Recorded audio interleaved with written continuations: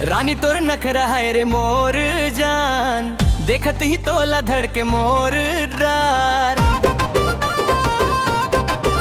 तोर मीठ मीठ बोली कर दे बेहाल, रानी तोर नखरा लागे कमाल।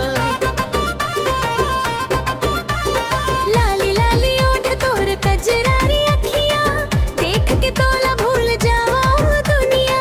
चूड़ी के छन छन पायल के झनकार, तोर संग घूमे बरतर से दिलदार।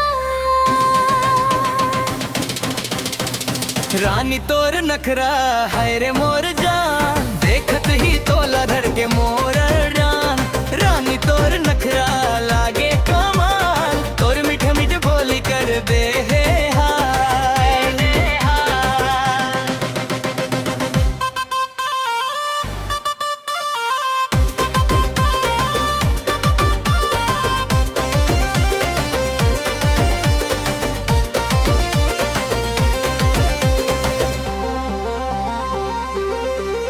तोर हंसी के आगे चंदा फीका लागे, तोर बिना मोर मन एक पल नहीं लागे। आजा मोर रानी धर ले मोर हाथ, जिंदगी भर निभाबो तोर संग साथ। कर्मा के तिहार माँ सज गे गाँव गली, मांदर के ताल माँ नाचे मोर कली। कर्म डार सजा के पूजा करबो आज, तोर संग रानी बन जाहि सुर मेरा आज। रानी तोर नखरा हाय रे मोर जान, देखत ही तोरा दिल के मोरा प्राण। रानी तोर नखरा लागे कमाल, तोर मीठ मीठ बोली कर दे बेहाल बेहाल।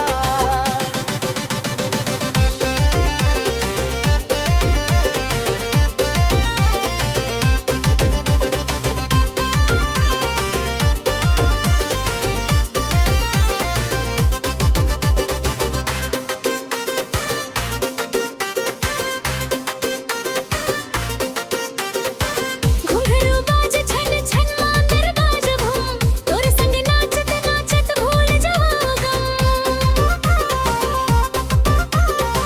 तोर नखरा देख के मुस्काए चंदा, रानी मोर बन जा छोड़ दे ये पर्दा। तोर नाम लिखे हवा मोर दिल के पन्ना, तोर बिना अधूरा मोर जीवन सपना। जन्म जन्म के बंद रहे हमर प्यार, तोर संग बिताबो हर मौसम हजार। रानी तोर नखरा है रे मोर जान, देखत ही तोला धड़के मोर रान। रानी तोर नखरा लागे कमाल, तोर मीठ मीठ बोली कर दे बेहाल। रूठ बेता मनाबो, हंस बेता हंसाबो, दुख के घड़ी मतोला सीना से लगाबो। तोर नखरा सही वो हंस के हर बार, रानी तोर खातिर मोर दिल बेकरार।